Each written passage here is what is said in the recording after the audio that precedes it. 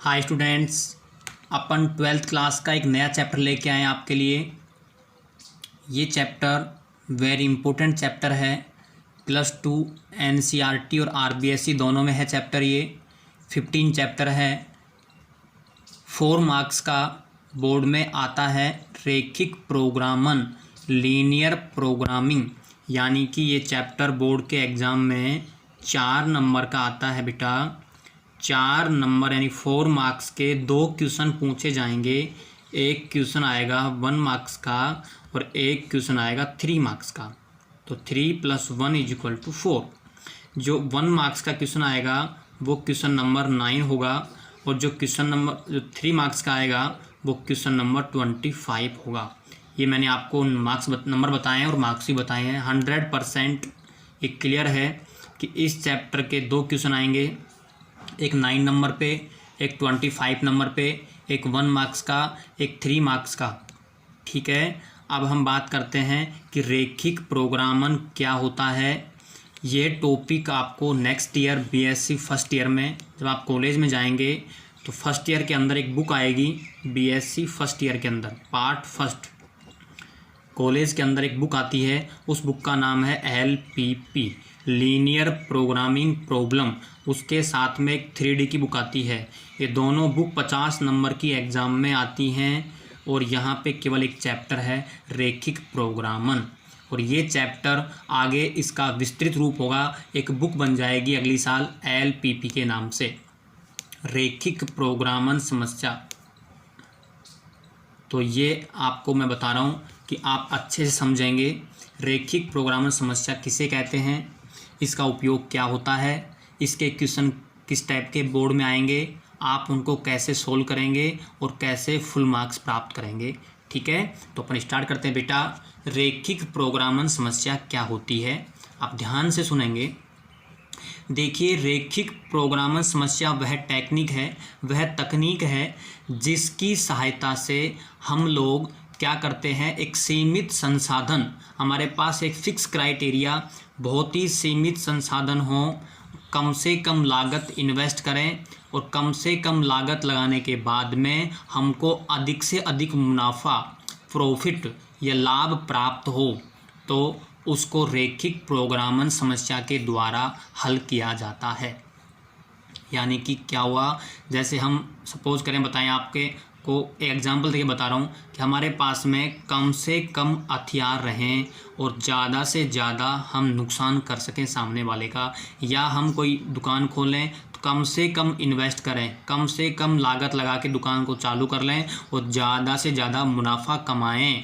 तो ऐसी जो भी समस्याएं होती हैं उनको रैखिक प्रोग्रामन समस्याओं के द्वारा हल किया जाता है। ठीक है, तो अपन चलते हैं रैखिक प्रोग्रामन समस्या के जस्ट आगे 1 नंबर के क्वेश्चन पर कि 1 नंबर का क्वेश्चन बोर्ड में कैसे आएगा। ठीक है बेटा, एक क्वेश्चन मैं समझाऊंगा आपको, फिर उस टाइप के आपको 5 क्वेश्चन दूंगा। वो 5 क्वेश्चन आपको सेल्फ करने हैं, तो ये मान लेना आपका 1 मार्क्स क्लियर हो चुका है। अंडरस्टैंड? तो शुरुआत करते हैं। आज का पहला क्वेश्चन, क्वेश्चन नंबर 1।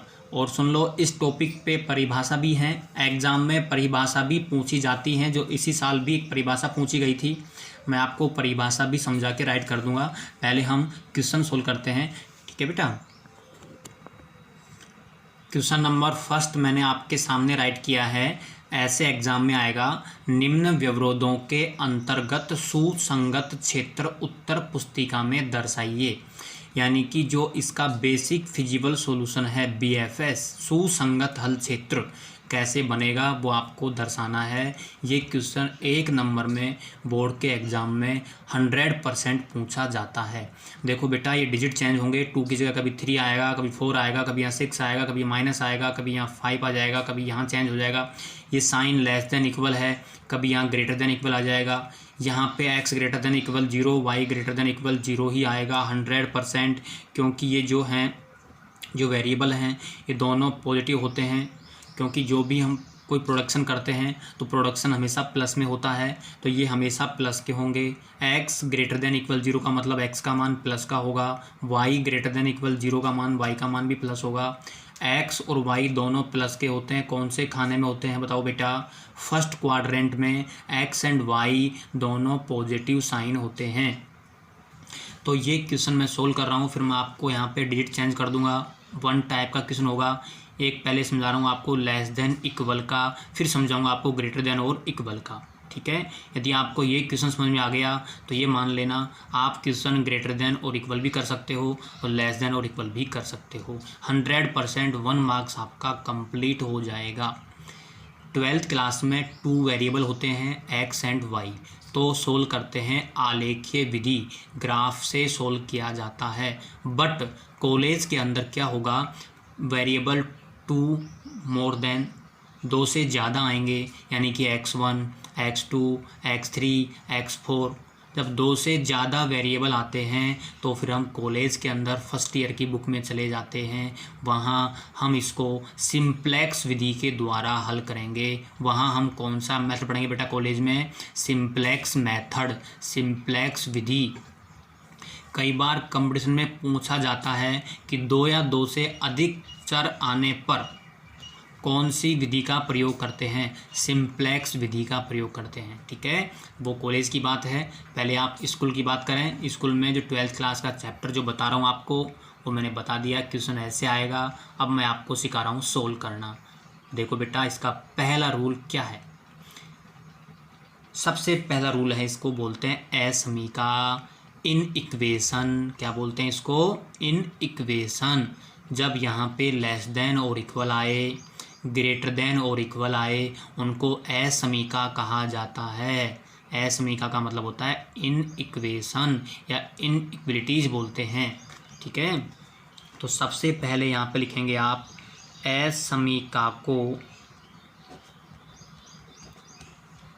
समीकरण में बदलने पर, ये आपको याद हो जाना चाहिए, convert equation two in equation two equation, यानी इन इक्वेशन को आप इक्वेशन में बदलेंगे, यानी असमीका को समीकरण में चेंज करेंगे। कि आप कैसे चेंज करते हैं?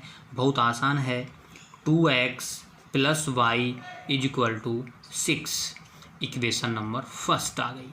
यानी कि आपको इक्वल का साइन लगाना है, जो यहाँ पे होगा उसको चेंज करके इक्वल लगा देंगे तो समीकरण में बदल जाएगा। ये रूल याद हो गया। ये रूल 100% क्लियर है, चाहे 1 मार्क्स का क्वेश्चन आए चाहे 3 मार्क्स का आए। ये मत सोचना कि हम 1 मार्क्स का पढ़ रहे हैं, 1 के साथ साथ आप 3 मार्क्स का भी पढ़ रहे हैं। 3 मार्क्स में क्या होगा, यहाँ पे 1 आई है, वहाँ पे 2 भी आएंगी, 3 भी आएंगी, वहाँ Z भी आएगा, उद्देश्य फलन, उसके बारे में हम इसके बाद डिस्कस करेंगे।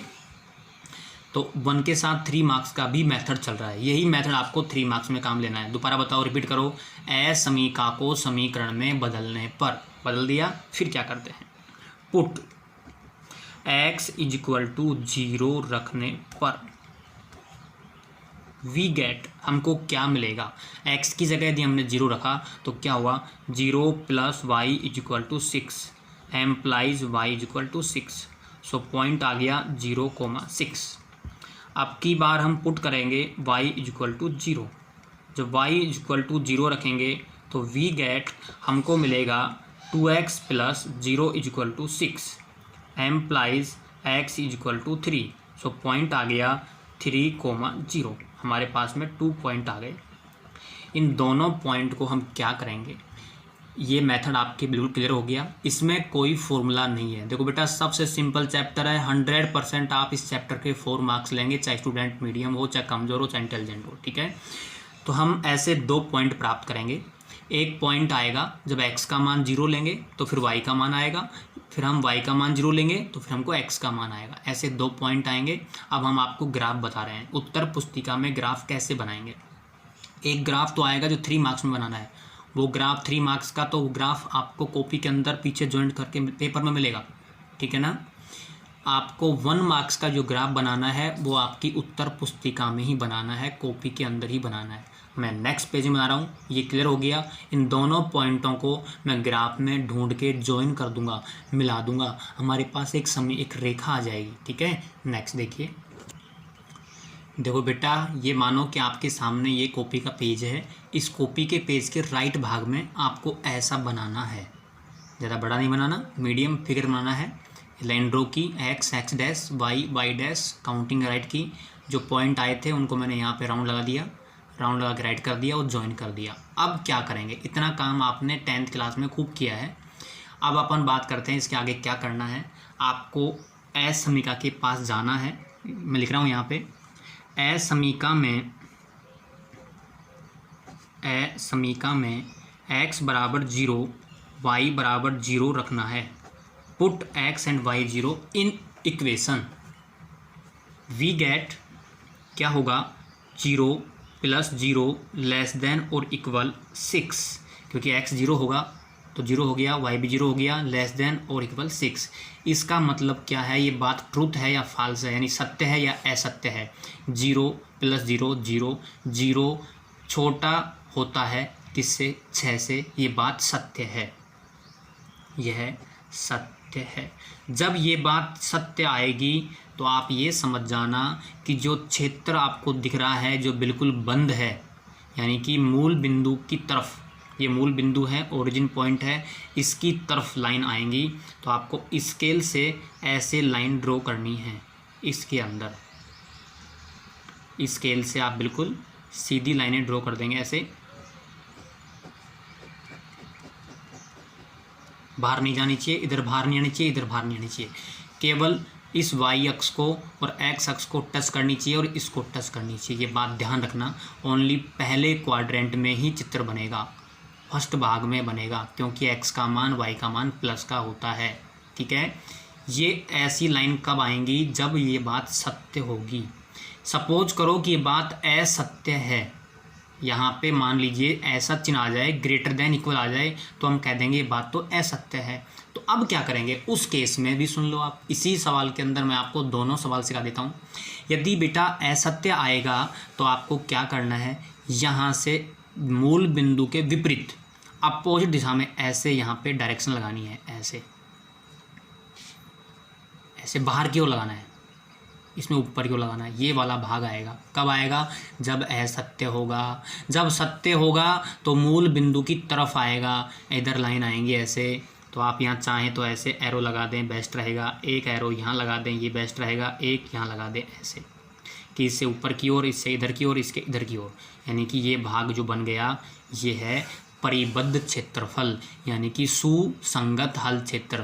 क्वेश्चन में लिखा हुआ था सुसंगत हल क्षेत्र उत्तर पुस्तिका में दर्शाइए। तो हम क्या कहेंगे, इसको यहाँ पे ओ नाम दे देंगे, इसको यहाँ पे ए दे देंगे और इसको यहाँ पे बी दे देंगे। बताओ क्या आ गया, ओ ए बी ओ। यहाँ से स्टार्ट करेंगे, ये आ गया सुसंगत हल क्षेत्र।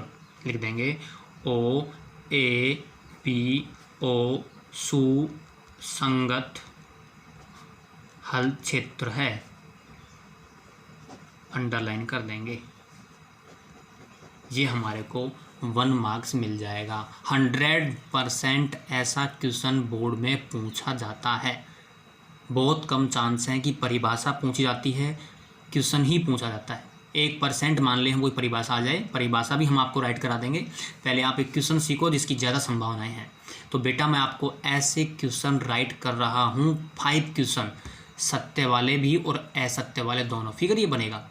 फिर जब ये बाहर की ओर आ जाएगा तो आप उसको क्या कहोगे, अपरिबद्ध हल क्षेत्र है। क्या लिखोगे, अपरिबद्ध हल क्षेत्र है। मैं वो भी करा दूंगा आपको, पहले आप ऐसे क्वेश्चन राइट करेंगे। देखिए बेटा मैंने 5 क्वेश्चन राइट किए हैं, 1 2 3 4 5। Less than less than less than less than वाले तो 4 दिए हैं, एक मैंने दिया है ग्रेटर देन वाला। यानी कि इन 4 के जो फिगर बनेंगे वो ऐसे बनेंगे, सेम बिल्कुल योग के योग बनेंगे। लाइन हो सकता है ऐसे आ जाए, ऐसे आ जाए, वो अलग बात है, लेकिन ऐसे ही क्षेत्र बनाना है। सत्य होगा, सुसंगत हल क्षेत्र होगा इन 4 में, 1 2 3 4। इस 5 नंबर वाले क्वेश्चन में यानी कि आपको ऐसा नहीं बनेगा, उसमें ये बाहर की ओर आएंगी, यहाँ से इधर आएगी, यहाँ से इधर आएगी, यहाँ से ऊपर आएगी, यहाँ से ऊपर आएगी, इस लाइन से ऊपर आएगी। लिखना होगा इसका हल क्षेत्र अपरिबद्ध है या अपरिबद्ध हल क्षेत्र है, बस ये लिखना होगा। बाकी क्वेश्चन यही हुआ। इनमें से एक नंबर का क्वेश्चन बोर्ड में चेंज होके आता रहता है, यहाँ डिजिट चेंज होते हैं, कभी प्लस कभी माइनस, माइनस आएगा तो ये लाइन यहाँ नीचे से पासिंग करेगी, माइनस वाले इधर होते हैं, माइनस वाले इधर होते हैं, पासिंग ऐसे कर जाएगी उस हिसाब से। ठीक है, तो हल क्षेत्र इधर ही बनेगा, फर्स्ट क्वाड्रेंट में बनेगा। क्यों बनेगा? क्योंकि एक्स एंड वाई हमेशा ग्रेटर देन इक्वल 0 ही होते हैं। ठीक है, तो हमने इस चैप्टर की शुरुआत की है रेखिक प्रोग्रामन समस्या, लीनियर प्रोग्रामिंग प्रॉब्लम को ग्राफीय विधि से सोल्व करना। 1 नंबर का क्वेश्चन करवा दिया है, ये मान लेना। अब हम आपको 3 मार्क्स का क्वेश्चन करवाएंगे। नेक्स्ट वीडियो के अंदर आपको इस टाइप का क्वेश्चन करवाएंगे और 3 मार्क्स के बड़े क्वेश्चन करवाएंगे, या एग्जाम में जो आ चुके हैं आपसे पहले 12, 13, 14, 15, 16, 17, 18 आज तक जो भी क्वेश्चन आए हैं, या फिर हम आपको वो राइट कर देंगे। ठीक है बेटा, बाय बाय।